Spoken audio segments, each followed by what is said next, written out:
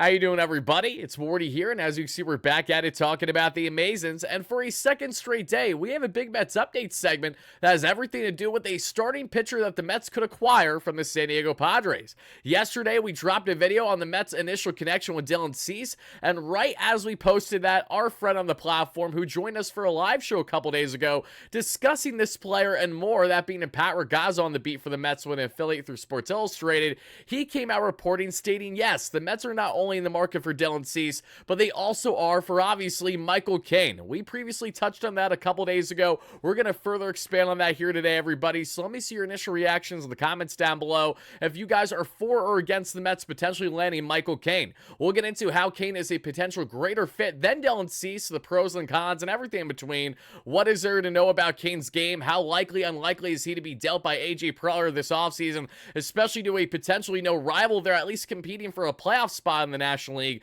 that being between the Mets and the Padres, along with Mets former GM having his thoughts and words on a potential proposal that might just get a deal done for Michael Cain and his services from the Padres. That and more is what we're going to break down, folks. So let me see those initial reactions. Thank you so much for smashing that like and subscribe on as your first chime in, and shout out to our amazing sponsor at BetUS, which has you covered with all your sports betting needs. In case you guys haven't already, make sure you head over to betus.com.pa today. Use Wardy's promo code YouTube50. That way YouTube will get you 150% bonus on your first deposit, 125 on your second and your third for whatever you want to bet on. And folks, we hammered the New York Knicks last night there to just win outright on the money line at minus 140. They won handsomely against the Denver Nuggets for their 5th straight victory. So congratulations to everyone that tailed my biased bet. Today's bets I'm still uncertain on, so I will just implore you guys to bet on whatever you want to bet on. Just make sure you do it responsibly here with our great friends at BetUS. But now, folks, let's get into this initial reporting, where exactly it comes from, and we will gladly go from there, everybody, because we have a lot to get into here on the Michael Cain front. Initially reported, as I alluded to, from our friend on the platform, that being in our good buddy and Pat Ragazzo, with the piece that you guys can see beside me right now, sources, the Mets have spoken to the Padres about both Dylan Cease and, yes, Michael Cain. It is also noted that the Braves, among other teams, have shown interest in said pitchers. So let's get into the latest here. And in this article, which I implore you guys to check out whenever you get a chance to, from our buddy Pat. He is a recurring guest here on the platform that you guys will see plenty, not only throughout the remainder of the offseason, but throughout the regular season too, as is the case with our other friend Will Salmon, who's been doing a tremendous job on the beat for the Mets through The Athletic. And Will has made note that while it feels uncertain or unlikely that the Mets are going to add more on the bullpen front after acquiring Ryan Stanek, Pat Ragazzo's under the same belief that I am, where there's still uncertainty there, right? The Mets were still in the Tim Hill market earlier this week, right before they signed Ryan Stanek, and Tim Hill still fits a bill for the Mets team that is separate from what Ryan Stanek provides for you.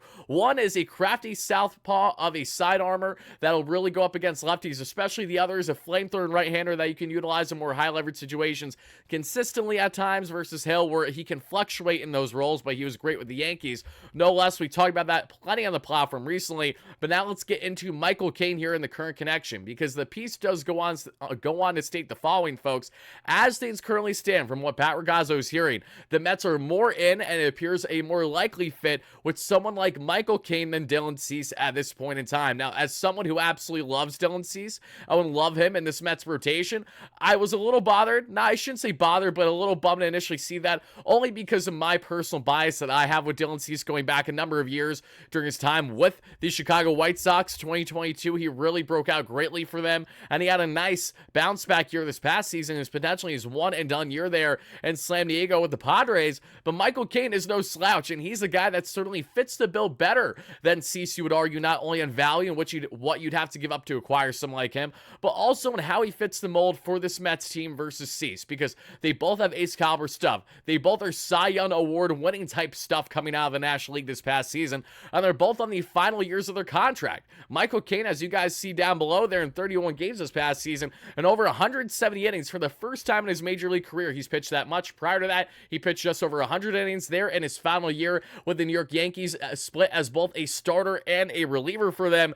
And in his first year there with the Padres, a 2.95 ERA, a 3.59 expected ERA. We're talking chef's kiss here on the numbers right now, everybody. A 3.33 FIP, a 3.63 SIRA, a 1.19 WHIP, and his career stats down below, nothing to scoff at either. 3.2 career ERA across over 400 innings so far for Michael Cain. And listen, I understand that he's already 29 years of age, entering nearing his age 30 season or so, but I love the ability that Michael King gives you, maybe more than some other guys out there, including a guy to a certain extent in Dylan Cease. And what I'm about to say on that is Dylan Cease has had multiple consecutive seasons now giving you a lot of innings, and that's good. You want the consistency.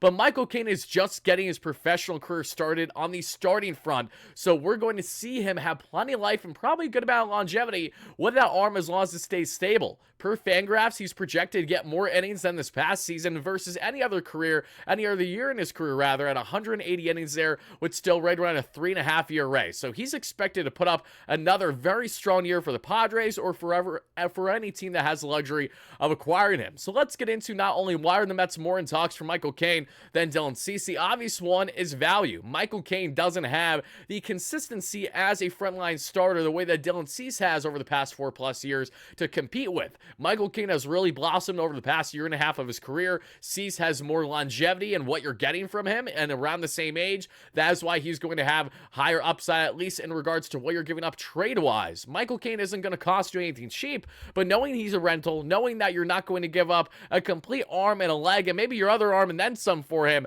you could hopefully find some middle ground to get a deal done. And before we hear from former Mets GM on his thoughts on a potential proposal that could get a deal done for Michael Scott, not Michael Scott here, let's talk about Michael King, rather. Pause. This is not The Office, everybody.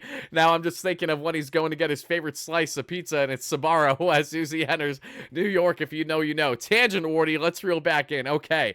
The reality is that Michael King does make a lot of sense for this Mets team, and as you guys can see from his baseball savant numbers, he was an absolute thing of beauty this past season for the San Diego Padres. And the 87th percentile there in pitching run value, 68th in fastball run value, 32nd in breaking run value, 99th in off-speed run value. This guy is some of the best off-speed pitches in all the game currently. We're looking at the 68th percentile in expected ERA and expected batting average, 67th. Low in fastball velocity. He's not like Dylan Cease, where he's really going to be pumping it up with the gun velo-wise. He's more sitting in the low to mid-90s on the gun. But average exit velocity is a big thing here, and this is the difference. He doesn't give up any hard contact, everybody. 99th percentile in average exit velocity. Michael King was a soft contact king this past season that we saw, and yes, there was a pun intended, only giving up contact right around 87 miles per hour on the exit velo. Chase percentage, 70th percentile, 78th percentile whip percentage, 81st in K percentage, just below league average in walk percentage and 39th percentile. But when you have a K to walk ratio of a 10.4 K per 9 to a 3.3 walks per 9,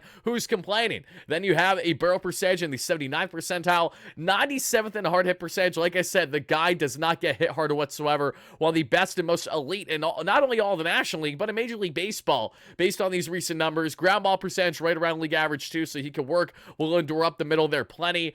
Michael King, the big reason why I think he's such a great fit for this Mets team is not only is he ace caliber starter, but he's a guy that would further bode well with Clay Holmes and Desi Druskull. Why? Because, guys, how did Michael King get started as a starter, more stretched as a starter? It was 2 years ago with the New York Yankees. Who was a part of the New York Yankees then? Carlos Mendoza was the bench boss. Desi Druskull was the assistant pitching coach. And Clay Holmes was with him working in that bullpen. Right there, rekindling all those relationships, I think would be tremendous. We're seeing King already thrive elsewhere in a solid pitching lab in San Diego. But just imagine what he could do back in the big stage, back in the Big Apple, where he did have success with the New York Yankees as a reliever and a starter. Yanks fans didn't want to get rid of Michael King, but they understood that if you're going to give up those guys to land Juan Soto, it makes sense. But you know what makes even more sense? For the Mets to land Michael King and have Juan Soto on their team and have what the Yankees and their fans wish that they always could have had or are no longer ever going to have. That's what I want as a fan,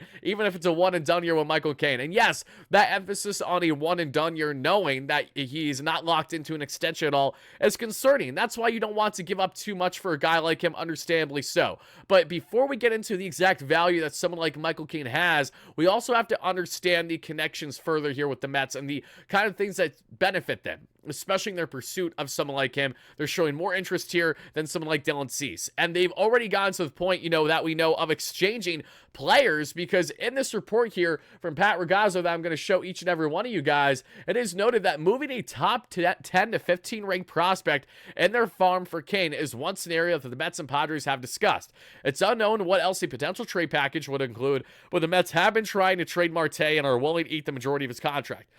I don't see Marte going to the Padres unless the Mets really just throw him in there to sweeten the pot, take on the majority of his contract, and have Marte pretty much fill in the role of what Jurickson Profar was as a corner outfield DH fit for the Padres in 2025. That could happen, but again, with how the Mets DH is currently constructed, which is going to be platoon of Marte and Winker, unless they're planning to make moves elsewhere there, I have my reservations as to how much it really makes sense to even trade Starling now at this point in time. Again, that's with the assumption that no other bats are going to be acquired outside of maybe a Pete Alonso reunion and a Jose Iglesias reunion, among other things. But when it comes to Michael Cain and when it comes to this market, everybody, it's a fascinating one to follow because he does have endless Mets connections right now from his time with the Yankees there. And for the Mets, who are already planning to stretch Clay Holmes as a full-time starter this year, let's have another one who was just stretched as a starter and is now having Cy Young Award caliber seasons there, at least in the conversation, just like Seth Lugo going to San Diego after the Mets gave up on him as a reliever, turns back to a starter there. He blossoms. He got Cy Young votes this past year too, or at least was close to there with Michael Wacha and the Kansas City Royals. Michael Cain has done great things, and what I love so much about his arsenal, everybody, is that he's emphasizing that sinker big time. It is simply unhittable on the hard contact. The changeup, the four-seam, the sweeper, and the slider. He's got the triple S's that we love to call them. There's sweepers, sliders, sinkers, even splitties too fall in that category. Split changes, same applies. I love all those S-type pitches. I know David Stearns does too, and that's exactly why, not only with the in-house connections and the confidence that the Mets have with Carlos Mendoza, Desi Drusco to work with him yet again like he did greatly during their time with the Yankees, but also already having a familiarity with Clay Holmes, and for Clay Holmes to piggyback off of Michael Cain and learn more about stretching back out as a starter. It's such a mutually beneficial thing if the Mets can get something like this done, not only to bolster their rotation better than what it currently is, but to also land a guy that will be mutually beneficial for others in this rotation to help them blossom to the best of their abilities and what's hopefully going to be a fantastic 2025 season for the Amazons here, everybody. But now let's get into former Mets GM, that being Zach Scott, which is why I had the Scott slip up a little bit ago. Let's hear his remarks as to what a potential trade could be for the case here of that being Michael Cain. What could a Mets trade proposal for Michael King look like? Michael King's very good. Even though he only has 1 year control, I think it's going to take a lot. And so, the proposal that I'm putting out there is Jose Budo, Drew Gilbert, and another prospect like Jonah Tong or someone in the kind of mid-tier prospects for the Mets. And I think, that's a good haul. Budo could go into the rotation. I think the Mets have so much pitching depth that they kind of have to move one of those guys if they're going to take on another pitcher. And then they're giving up one of their top prospects. So that's a lot. I'm not sure it makes sense for a one-year guy, but I think that's the kind of deal it would take. So there's always a question when you make a trade, can a particular player handle the marketplace? Jerry, Okay, so they're going to go on to expand on how Michael King can handle New York again, yada. We all know that stuff, which is great. And Zach Scott's proposal is interesting to me because I don't think it's really far off as to what the Padres would be asking, but I think it's far off from what some Mets fans are comfortable with doing here, knowing it's a rental, right? To have Jose Budo, Drew Gilbert, and Jonathan, two top prospects for the Mets in that category, along with Jose Budo, who's shown a lot of upside for the Mets over the past year and a half. I understand you have to give to get, and Michael Cain is one of the better starters in all the National League. You would be acquiring a guy that could easily go down as one of the best in the National League East, especially as soon as this season. So it does make a level of sense. And here is what I have to say from the fan perspective, because Zach Scott is a GM. He did make note that while this is something that he expects, it's not necessarily something that he would agree with if he was the GM in this type of circumstance, whether he's on the Padres side or the Mets side. He's just stating what kind of the asking price likely is right now and what it would take to acquire someone like Michael Cain. Understandably so.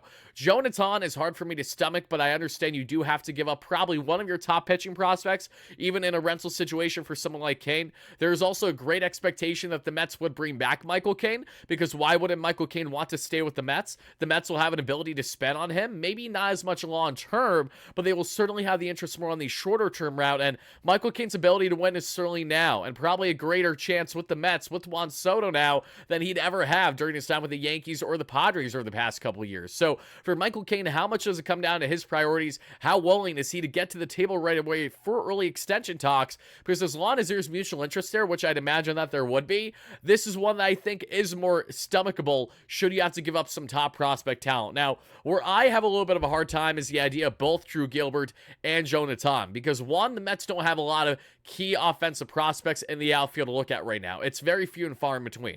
Ryan Clifford probably profiles best as a first base / DH option more than he will corner outfield at any point in his career, right? Drew Gilbert is the guy that has the highest upside, and while he has plummeted a bit in some prospect rankings due to his injuries this past year, I still think there's a lot of upside with Drew Gilbert. I think he would bode really well for this Mets team if he can really blossom.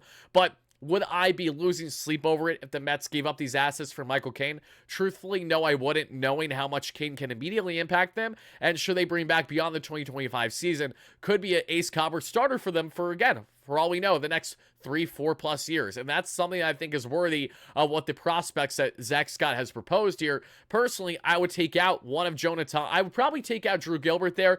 Nothing personally against Jonah. I like him a lot, but I have a lot of optimism in Brandon Sproat, Nolan McLean, and some others there in the Mets farm. On the pitching front, I think is more something that we can handle a bit more versus Drew Gilbert, when the Mets really don't have a lot of outfield prospects that we're talking about right now. And Gilbert feels like a guy that will be getting the keys as soon as this next year. I would really like him to stay in-house. So if you could take Drew Gilbert out of this trade, maybe throw in a little bit of a lesser prospect there, but still have a higher echelon pitching prospect like a Jonathan or someone in that category, I would be able to handle this. I can understand, and maybe that isn't enough for AJ Preller and the Padres to trade in the National League for a team that's competing for a playoff spot just like them, while they are still trying to compete hard. They're trying to shed some payroll, but they're also still trying to have an impact here in 2025 and beyond. So we'll find out what happens, everybody, but I want to know, are you guys for or really opposed what former Mets GM Zach Scott proposed here, and what could be a deal to get done between the Padres and the Mets? Let me know in the comments down below. Thank you guys all so much for watching. To make sure you're chiming in for more consistent content here on the platform,